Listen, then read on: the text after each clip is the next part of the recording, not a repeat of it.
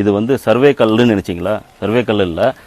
15ஆம் நூற்றாண்டில் விஜயநகர பேரரசு வெளிவந்த கிருஷ்ணதேவராயர் மகாராஜா ஆண்ட காலத்தில் சாம்ராஜ்யத்தின் ராஜகுருவாக திகழ்ந்தவர் வியாசராய தீர்த்தர்.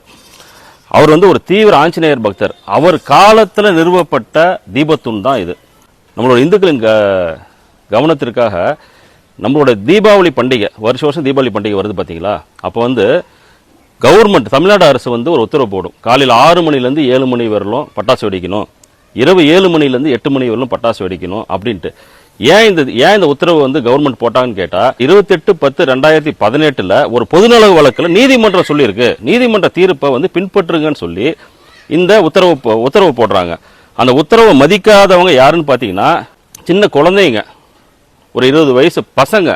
கடந்த 2021 கிருஷ்ணகிரி மாவட்டத்தில் 17 வழக்குகள் பதியப்பட்டிருக்கு. நீதிமன்ற தீர்ப்பை மதிக்காம தீபாவளிக்கு பட்டாசு வெடிச்சிங்கன்னு சொல்லி 17 வழக்கு பதியப்பட்டிருக்கு.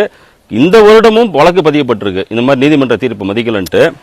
அதே மாதிரி விநாயகர் சதுர்த்தி சமயத்தில் 10 அடிக்கு மேலே விநாயகர் சதுர்த்தி சிலை இருக்கக்கூடாதுன்ட்டு விநாயகர் சிலை எடுத்துட்டு வர ஷெட்டில் இருந்து வெளியே எடுத்துட்டு வரும்போது கீழே இருக்கிற அந்த பேஸ்மெண்ட் காலை அறுத்து வெளியே அனுப்பிச்சு வைக்கிற விஷயங்கள்லாம் நம்ம நேரில் பார்த்துருக்குறோம். கேட்டால் ஒரே வார்த்தை என்ன சொல்லுவாங்க? கண்டிஷனை ஃபாலோ பண்ணுங்கன்னு சொல்லுவாங்க. சரி, நீதிமன்ற கண்டிஷனை ஃபாலோ பண்ணுங்கன்னு சொல்கிறாங்க. ஒவ்வொரு இந்துவும் நீதிமன்றத்தை மதித்து, சட்டத்தை மதித்து அதை பின்பற்றிட்டு வராங்க, ஃபாலோ பண்ணுறாங்க. இப்போது திருப்பரங்குன்றம் மலை மேலே இருக்கிற தீபத்தூணில் கார்த்திகை தீபம் ஏற்றணும்னு 100 வருடங்களாக மக்கள் போராடிட்டு வராங்க. இந்து முன்னணி கடந்த 40 வருடங்களாக தீபத்தூணில் விளக்கேற்றணும்னு சொல்லி தொடர்ந்து போராடிட்டு வந்திருக்கு. அதற்காக இந்து முன்னணி 2ஆம் மாநில தலைவர் ராஜகோபாலன் அவர்கள் 1994 படுகொலை செய்யப்படுறாங்க.